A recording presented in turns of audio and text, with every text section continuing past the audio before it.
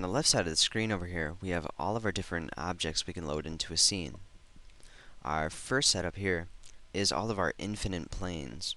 And now an infinite plane is just pretty much a single polygon that stretches across the entire scene all the way past the horizon, and it's virtually infinite. You can keep going and it'll keep repeating itself no matter how far you go.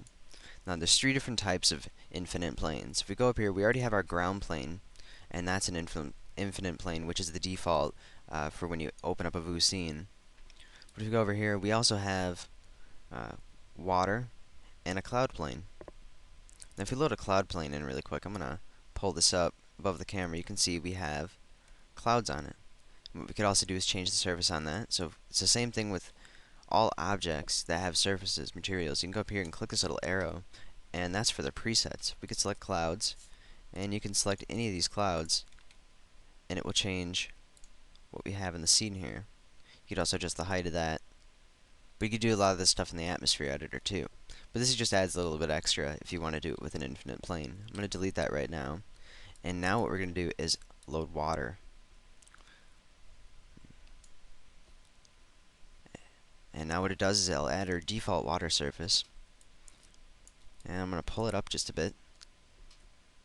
And now when you're doing water, depending on how deep the surface is or whether or not you have terrains, you want to make sure you have a ground plane underneath it because it is transparent. So if you have terrains or something like that, you'll be able to see through the water. So you want to make sure that the terrain is blending into something, and I'll show you that in a little bit. But we can also change our water surface. I'm going to make our preview a little bit higher. Just go to standard, and that'll kind of refine that. But if we click this little arrow now for the water, we can go up to liquids, and it gives us all of our different water settings. Waving water, tropical water, underwater scenes. The underwater one's really neat because what you can do is select that the underwater and then pull that up. And now if you notice, it's like being underwater. And if I just move our camera down back below that,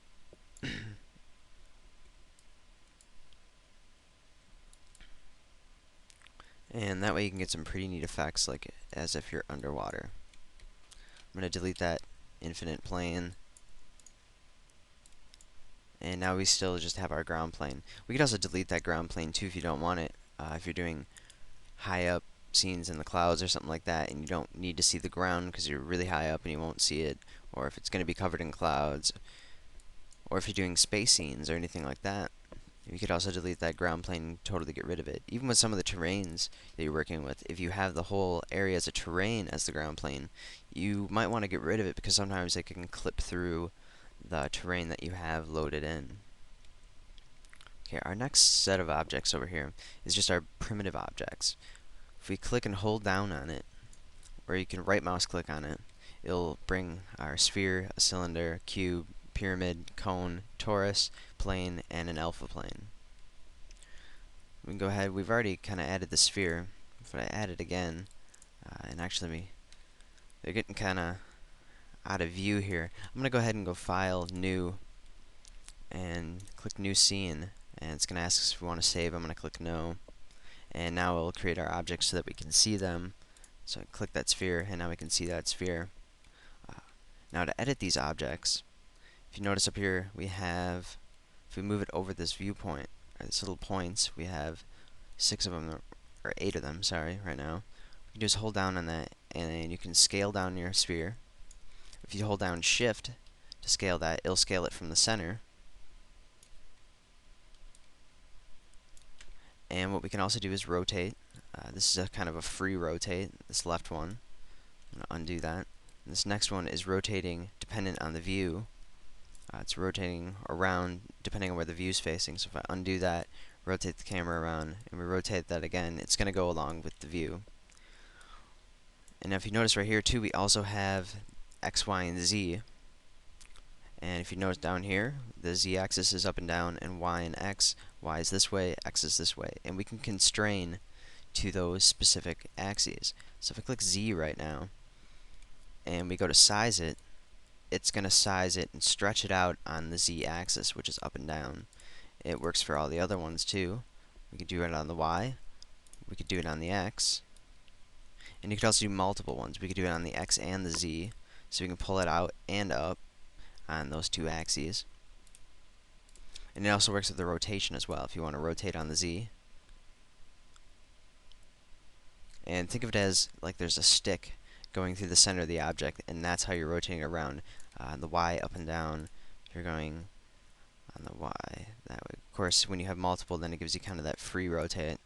Deselect that, and now we can rotate on the Y. So just like I said, imagine it like this axis is sticking a stick through the object, and then you're rotating around that, just kind of moving the stick around. And that's probably the best way to remember how to constrain with these axes. And you can do the same thing on the X, and then move it around different ways.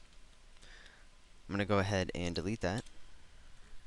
And now we can also load up some of our other objects. Like I said, we have cylinders, and these all edit the same way. Now, as you notice, it's constrained right now. That's because our last object is constrained, and it will keep that constraint when you're selecting any of the objects. So I select ground, of course. Sorry, we're going to load another cylinder in here, and now you can see that X is still constrained no matter what object we select. Delete that second one, and delete that one as well. And it will do that throughout all of them, keeping their constraint, whether we have a pyramid. But if you want, you could just turn that off, and now for all the objects, that constraint will be off. Another thing I want to cover really quick before we move into the rest of these is the drop objects button.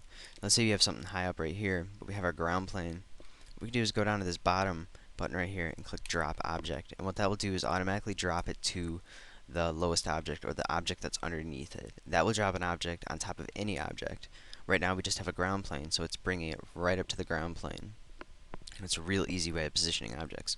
If I move this up and create a sphere now, and I can stick the sphere underneath, I'm going to drop that down to the ground plane.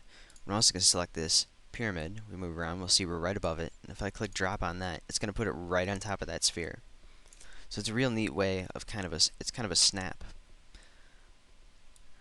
Different guides to making your objects placed right on top of each other, and this works for any objects, even with terrains, which is kind of neat too. If you're placing different trees, you could duplicate them, grab them all, and select drop object, and it will do it all at different levels, and I'll show you that in a little bit.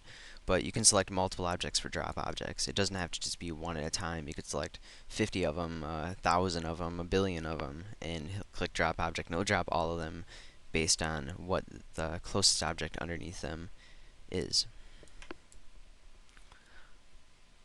Now we also have planes in here, two-dimensional plane.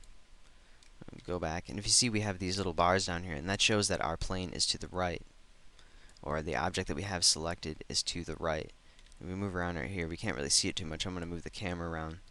I also want to note that your viewing will change when you have an object selected. If you notice, this sphere over here for the trackball for the camera is now convex, and we're moving around the object and not just kind of panning and tilting around. If I deselect that object, you'll see that it becomes concave, and now we can rotate around a different way. And that's just kind of a targeting system to help you navigate the camera around certain objects. And that works with any object that's selected. You can navigate around it. And then if you just deselect it, you can get back to your regular view. Okay, our next set of objects we have down here is text. There's a lot of options you can do with text. If we click text button, it's going to bring up our text editor. And you can edit your text, whatever you want to type in. You also have tons of options for it, just like if you're using a word processor down here. These really only apply if you have kind of a paragraph. So if I go in and just type a few more, then we get those other options where we can change that.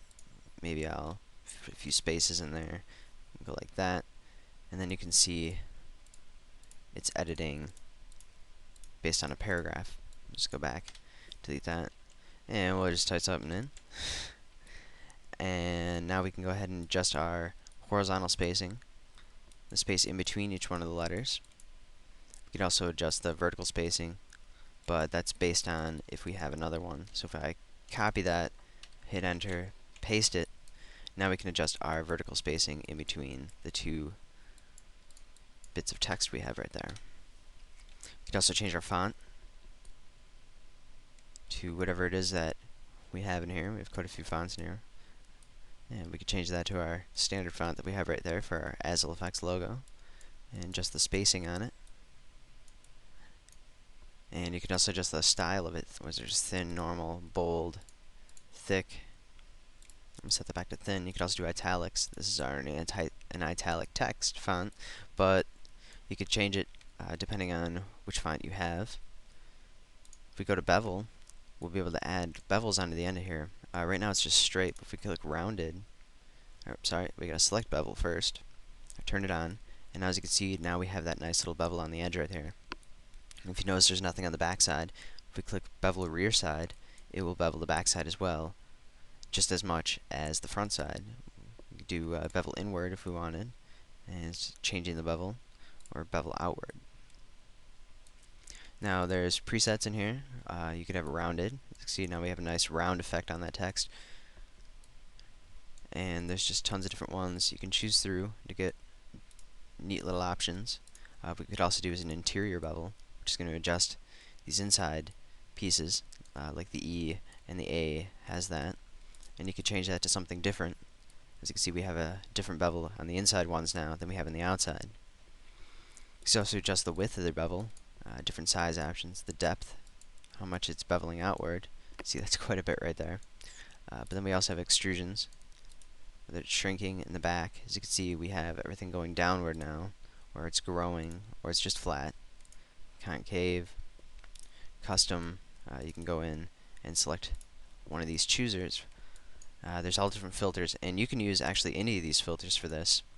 A lot of these are named for specific things, but you can go through and use any of these because they're all basically the same thing. We just grab this random one and click OK. And now you can see we have that same effect on there. And you can do that with any of those choosers in there. And then you can also set your materials. The same way we did before, we can click this little arrow right here and choose a preset, or you can double click and bring up the materials editor. We're going to cover the material editor in just a little bit, but you can set your material specifically for the caps, the extrusion, the front bevel, and the rear bevel all separately. Or right here we have the same as the front, so the rear bevel is the same as the front bevel. So if we click OK, it will load that into the scene. As you can see, it's pretty complex, a little crazy looking. Do a preview render of that, and now we're on the back side. If we go around to the front, you can see that just loads it into your scene. So I'm going to go ahead and delete that. So the text editor in here is actually pretty powerful. You can do some really neat logo stuff and different things like that in here. And our next set of objects are our terrains, which are definitely one of the highlight features of Vue 5, and especially the procedural terrains, and I'll show you that in a sec. If we load, just click right now, your default should be, if we hold down on that or right mouse click, you can see we have a standard terrain, and that's the terrain we have loaded right now. And now this terrain is based on a specific image pixel amount. If we zoom in, you can see we lose a lot of the detail, and it starts to become pixelated and kind of blurred. And if we double click on it now, we can get our terrain options. And as you can see, up on top right here is 256 by 256, and that is our pixel resolution for this image map that's creating our terrain. We can zoom in, and you can see that it's becoming very pixelated. And that's just because 256 by 256 is a very low resolution. Click times 2, it'll bring it up 512 by 512, and then you click it again, and it'll be 1024 by 1024, and then 2048 by 2048. I'm going to bring it back down to 256 by 256. And as you can see, that also edited our terrain a bit, smoothing it out in different ways. And now, if you haven't worked with any type of terrain editor before, any type of displacement technology, the way this is set up is we have our gradient down here, and this gradient is showing our altitudes, white being the highest and this dark green being the lowest, and then all these different aspects in between. As you can see, our rings changing at different altitudes based on this gradient down here. Now you could also change that gradient to pretty much whatever you want. If you double click, we have another chooser specifically for gradients, and this gradients can also be used for skies and things like that, and rocks and grass and any different types of gradient. We also have one specifically for terrain editor maps, but you can use any of these I wouldn't suggest using solid colors, you wouldn't get any effect, but any of these gradients will work for the terrain editor. It's just some are more specific than others. We could use this blue one, what we have for our skies right now, and that will work too. And as you can see, we have that our white areas as low parts and the dark areas the top parts. Double click on that again, and we're going to use one of the rock and grass ones, rusty green. And take a look. We have just everything flowing through. We can see our high points and all that. I'm going to go to our terrain editor now and change this to canyon, and then we can see even more of an effect, different rings based on different altitudes, depending on how much you have in the scene, depends on how many real sets of the gradient you need, how many different points you need. I'm going to go to layers, and that gives us a much less variety. You could also do grayscale, things like that. Lunar is kind of neat, and just depending on which way is easiest for you. You could also do this one too, our standard colors. But when you have multiple rings, sometimes it's a lot easier to work with whatever object you have, because you can really see more of what's going on in different terrain altitudes. Now to edit a terrain, if you go on the right over here, we have paint options. And we can change the size of our brush and the softness of our brush and all that. But if we go ahead and just click on it, right now we're selected raise. So what we're doing is raising the terrain. And we're just raising it a little right now because our flow isn't very high. If we upped our flow, you can see it's raising up the terrain quite high. We can change the size of that so it's a lot bigger. The softness, and that will give us a much more rounded effect for how much the terrain is raising up. We could also do select dig, and what that will do is push the terrain down, and now we're lowering it. And then there's altitude, and that will kind of smooth everything out. And there's also different effects, and all these different effects you can apply to it as brush. So we have erosion right here. As you can see, it's adding real nice cracks into the terrain. And now these won't be very defined because we have such a low resolution, but they will show up and look pretty neat. What we can also do is there's all different types of erosion. Diffuse erosion is a little more smoothed out in erosion, and there's also wind erosion, and you can even add pebbles and things like that. You can see these large pebbles showing up in here, and we could add stones, just adding little bits to it. And these all are just kind of filters for the brush. Fir trees, which will just up the terrain quite a bit in little areas. Plateaus, and we hold on that right there. And terraces, and there's all different things you could do steps and things like that, or stairs. And as you can see, it's kind of stepping along, and we have that nice little thing. If I click OK, you can see it loaded our terrain in there with all of our edits. It looks a little weird right now. We're a little overboard with it, but you can see some of the major effects on there, and as you can see, it's all smoothed out on the top because it's kind of plateaued. So you could raise that down if you wanted to. But that's pretty much the terrain editor. There's really neat stuff you can do here. You can also do preset erosion. If you click right here, it'll apply to the whole scene. And diffuse, and you can change the hardness. And there's also different effects too. You could add grit just by clicking on there. Gravel, as you can see, became very pixelated. Lots of different variations here. That adds a lot to it. And there's just lots you can do with it. Double click on it again and bring that back up. There's also presets over here. If we click mountain, even though we have, what it's going to do is overlay that mountain along with what we already had edited. So I'm going to click reset, and that's going to bring us down to a completely blank terrain. And if I go click on the preview, it's going to show us our terrain is really not there. There's nothing there. If we click mountain again, it'll give us a preset mountain. You can click it again, and you can go through different mountain types. You can also go and select eroded, and that will edit that. So kind of an erosion. You can do canyons, mounds, and like I said, it keeps adding on to what we already have. If we reset that again, and now we select canyon, it'll give us something different. We reset it, hit dunes, we have that. But if we have mountain, and then we hit dunes, it's going to be a little bit different based on what we already previously had. There's also lunar, which is going to add nice little craters in there and little bumps. You could also edit a picture. So in other words, you can import a terrain from, let's say you want to design it in Photoshop, doing a grayscale image, and if you're going to be importing anything in, you have to do it as grayscale. Black being the lowest point of the terrain, white being the highest, and you can do that in Photoshop if you want, or any other image editing program or painting program, and import that in, and that will apply to our terrain right there. Right now we have it set to a top view. We could change this so that we can kind of rotate around it. And if we click this first button right here, now we can see our terrain in 3D, a nice little preview. And if you right mouse click, you can rotate around. And what you could also do is have it automatically kind of rotate. If you just hold down the mouse a little, move it off to the side, and then let go, it will start to rotate. It's a little glitchy right now because at first it has to kind of process the movement, but now it's kind of rendered, and we can see our terrain rotating around automatically. And that's kind of a neat little thing when you're designing. But you can stop at any time, right mouse click, and then go in there and paint our effects or any other thing we have on there. And you can also paint in this viewport. We're going to select this to raise, and we can go in there and edit any part of this terrain.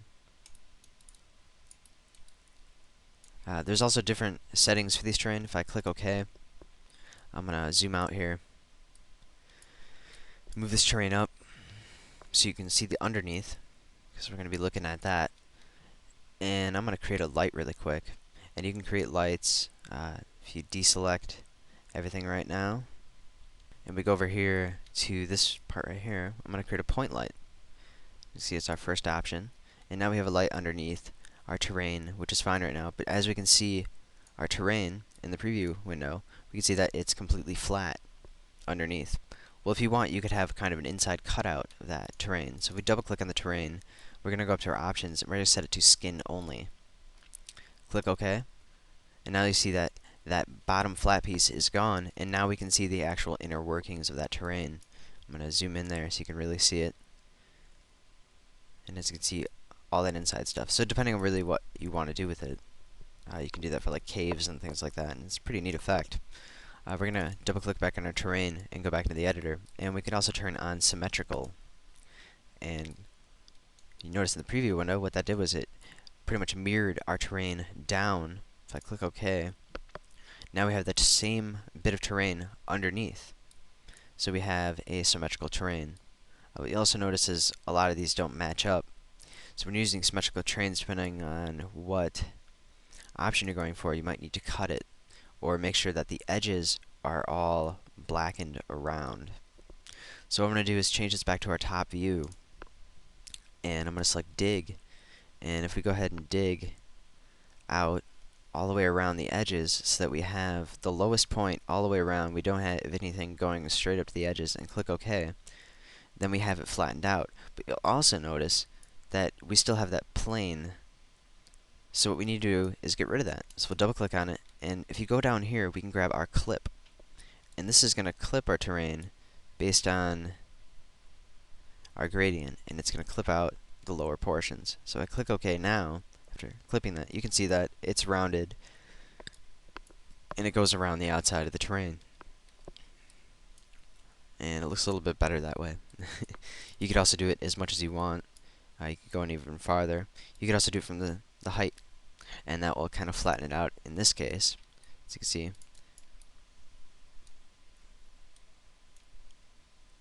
So that's kind of a neat little effect you can do.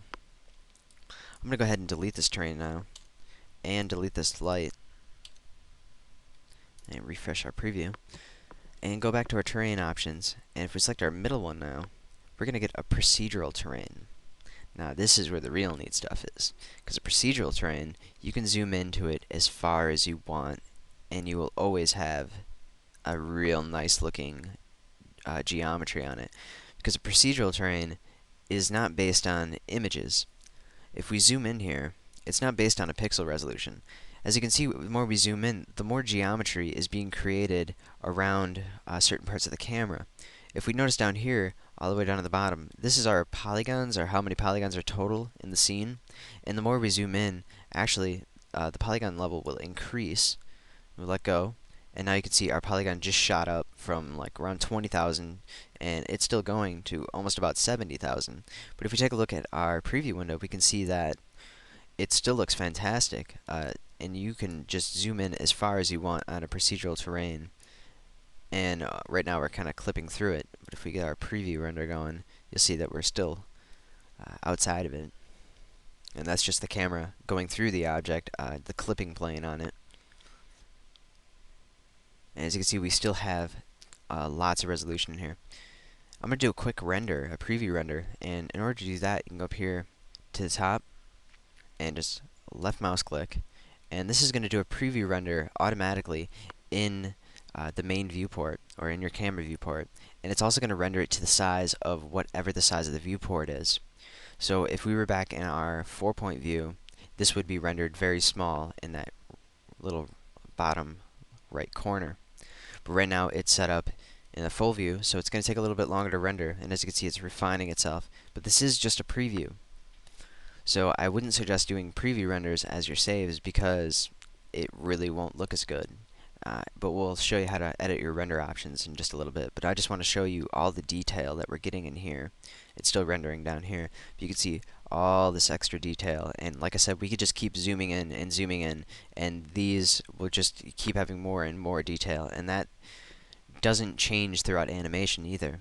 If you have an animation and you keep zooming in, it will just increase itself and increase itself. It's not changing the actual object as far as every single frame. It's based on an algorithm, and it will stay constant. So you don't have to worry about it glitching around as if you were like adding a filter or anything like that. Okay, we can move around now. Now, procedural terrains can kind of slow down your scene. Depending on how many you have. As you can see, our scene is going a little bit slower now as far as the movement than it was with the regular terrain, and that's because it's just processing so many polygons right now. Like right now we have 93,000 polygons, and if I delete that and we go back and we create a regular terrain, well, actually this one has a little bit more. This one has 130,000, but it's actually running a lot quicker than the procedural terrain. But there's ways to change that. We're going to go into back in the terrain thing and create a procedural terrain again. As you can see, it is kind of slowed down. But what you can do is edit some of your options. Go to File, Options, and you can change your max polygon limit. You can change that. Right now we have it set pretty high, which is about the default. But you can change that to 1,000 or 100, and it will only show that many polygons within the scene. And that way you can speed up certain things if you need to. Now we can also edit this procedural terrain the same way we edited the standard terrain. So we double click on it, it's going to pull up our same preview window, but as you can see, we had that kind of bar coming across here refreshing it, and that's because with procedural terrain, it does process it a little bit differently, and it's not dependent on our resolution or anything like that. We can zoom in here, and as you can see, our pixel resolution is kind of low, but since it is procedural, it doesn't really matter. But one thing I want to make sure that you know of is when you're creating a procedural terrain. Now you can change your options from standard to procedural, but if you have a standard terrain and you convert it to a procedural, doing that method, you won't get the kind of neat effects that you would normally get if you just added a procedural terrain by itself, because that sort of algorithm will be kind of smoothed out, and you really won't get as many bumps in it. Now, this also works, if we go over here, we can select mountain, and it'll give us our different mountain types. Same thing with all of our other options. You see there's not really much going on for the canyon and all that. But the mounds and the mountain. And there's also a really neat thing too. You can also do this with standard terrain. If right now we have 0 edges on, and that's for when you're creating custom, or not custom, but sort of these preset sections here. We can turn off 0 edges, and what that'll do is bring everything up to the edge. And if I click OK, now we're going to have terrain kind of equal all the way around. I mean, we have our high points here, but it's a really neat looking terrain, and it's not like a mountain. It's more like just random rocks and kind of a neat area here. So we can zoom into that, and that'll just give us a lot more variation. There's some really neat stuff you can do with this type of editing. I'm gonna zoom around here, and we'll have this preview refresh. And this way, like I said, it's not a mountain. It's not, equal on the edges. And the best thing for this is, since it is procedural, you can zoom in as far as you want. So if you want to work specifically in this little tiny area right here, that's not going to be a problem because it's going to look great.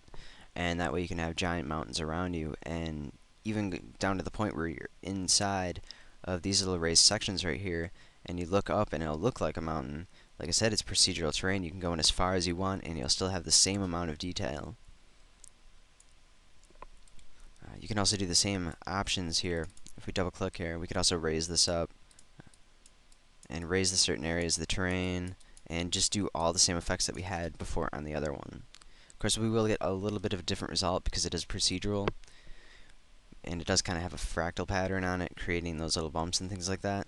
But overall, you can do pretty much all the same stuff. You can go down here and clip it if you want to. You could also set it to skin only or symmetrical, and just pretty much all the same stuff you could do with the standard terrains, except you can't do lunar, and some of these other options aren't in here. Of course, you can't load in a picture from an outside source just because it is a different type of terrain, and it's not based on image maps. It's based on fractal patterns and things like that, and procedural textures. So I'm just going to close that out.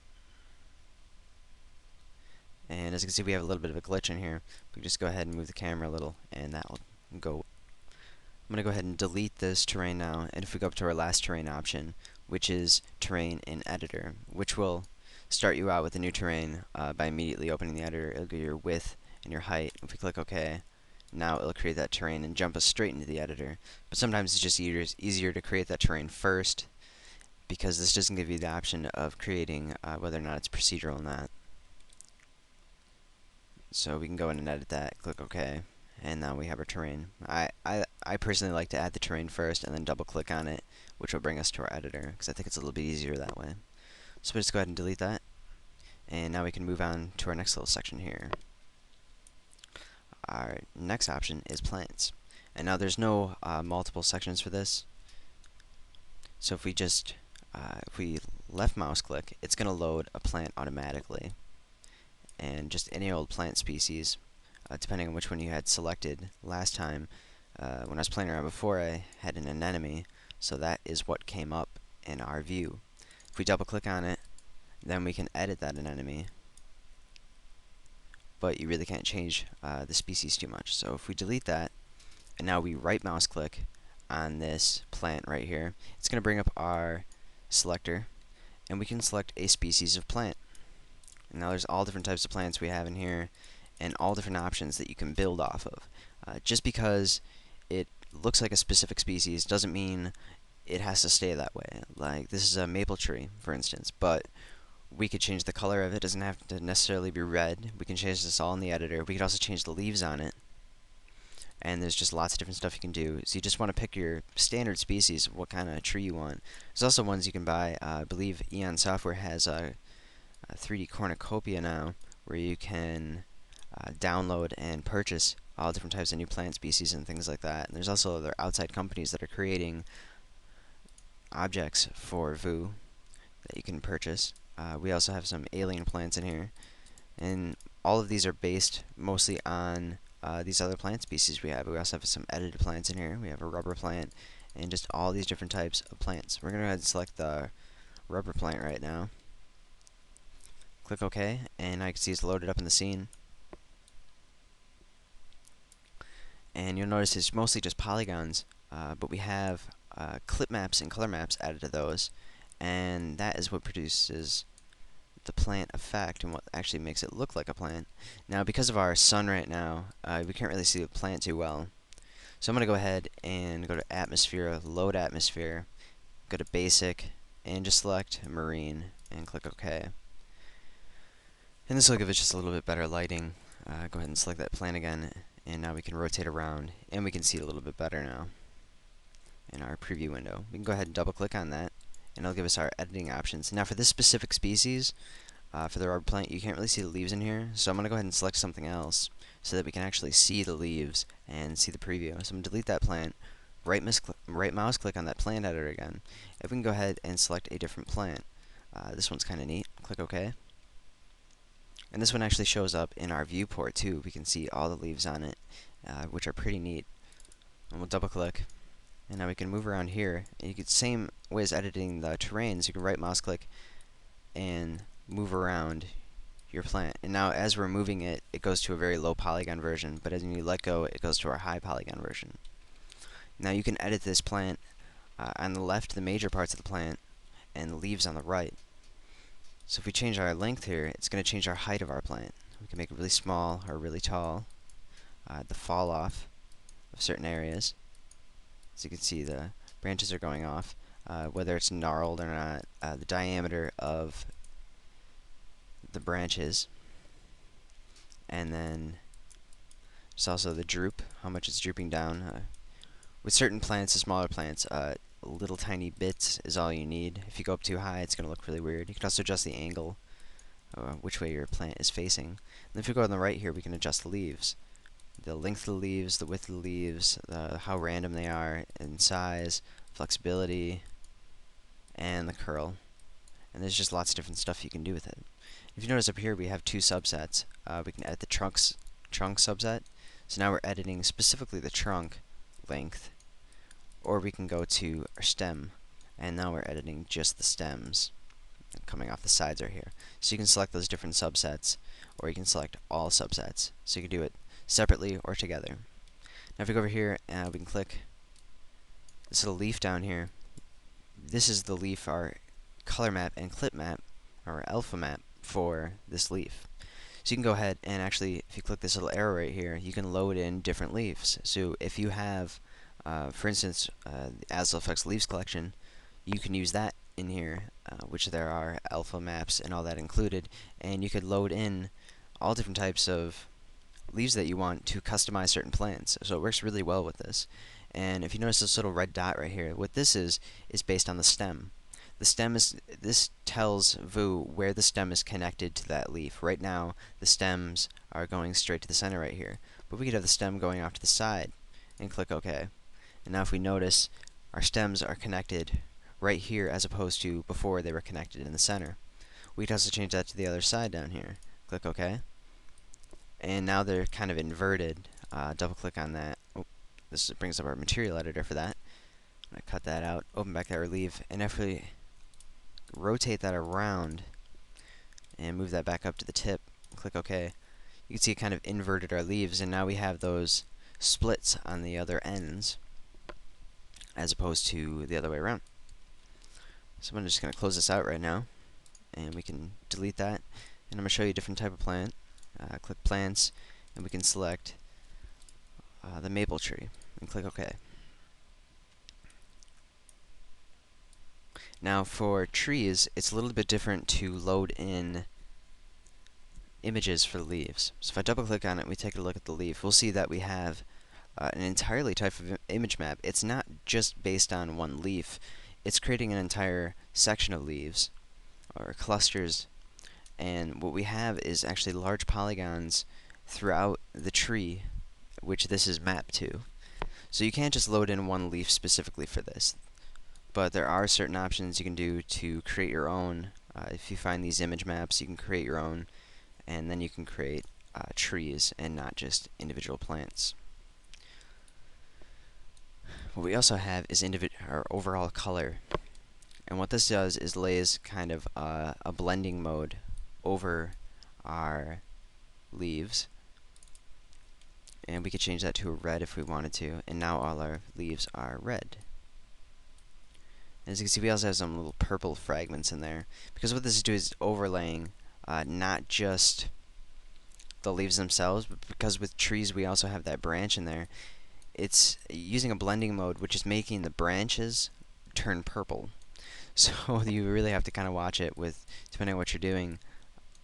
So you kind of want to use an image map. There is a red maple tree you can select which has red leaves on the ends of those branches, and that way you won't get these little purple fragments, and if you're animating it too, you'll also get those. But we're going to change this back to kind of a green, and now we get those darker green branches in there and not purple. Same thing for editing this tree. As we edited the plant, you can change the length of it, the fall off of the leaves here, how gnarled it is, the diameter of the trunk, how much it's drooping, and just change all these options the same way. You can make your leaves longer, wider, and then just click OK and they'll show up in your scene. And if you notice too, when we rotate around here, we have a large block kind of on the bottom, and it just reduces the amount of polygons while we're moving around the viewport. It's not actually destroying the object or reducing its quality at all. It's just for the viewport, kind of like in the terrains and other objects when you're rotating around. So I'm going to go ahead and just delete this plant now. And the next thing we have are rocks. Rocks are completely random. You click on the rock button, it's going to create a rock with a specific surface on it. You can't choose the surface unless you click this little arrow right here, and then we can choose different rock surfaces for it and give it something different. Complex rock's kind of neat, and that will change the surface. But the rocks are completely different every single time. So if we delete this rock now, we add another one, it's going to be a completely different shape. We click it again, add another one, and rocks are completely random, and you really don't have a lot of control over them. But you can get some pretty neat rocks. Sometimes you just cycle through them. You could also, if you want, go and create a couple hundred different rocks and save them as object files or for Vue, and then you could load in specific rocks if you wanted to. So that's something just kind of neat. Last thing we have for adding objects is our planet. Click Add Planet right now. As you can see, it created a planet in the back view. I'm going to move it up, and because of our sky, you can't see that planet. You can see it a little, but not too much. If we go ahead and we can make it bigger, you can see it a lot more. We also have some presets on here for specific types of planet, depending on what you want. This top view right here, we can select all the different planets. And now because of the atmosphere, you can't really see it too much. So if I go to Load Atmosphere, and we select effects, science fiction, or other, and we could select moonlight, star night, outer space. I'll select outer space, and now we can see that it's showing up really well. If I delete this ground plane, it'll show up even better, and we can click on that. We can also increase the size, and as you can see, we have Jupiter, and we can adjust the phase and how much is being shown, the brightness of the planet, and the softness of our diffusion on the sides here. And then you can go ahead and change this to pretty much anything you want. There's Saturn, and it's just our solar system planets. But you can go ahead and do custom ones too, and load in spherical maps, or it doesn't even have to be a spherical map. It could just be a plain image map for any planet you might want. And the moon is also on there. So that's pretty neat. You could have that in the background view. You could also change the size on it, make it how small you want it, and you could also animate it or rotate it around. So it's kind of a neat little feature if you want to add planets to your scene. And that's pretty much all of our objects we can add. And now we're going to move on to our different lighting.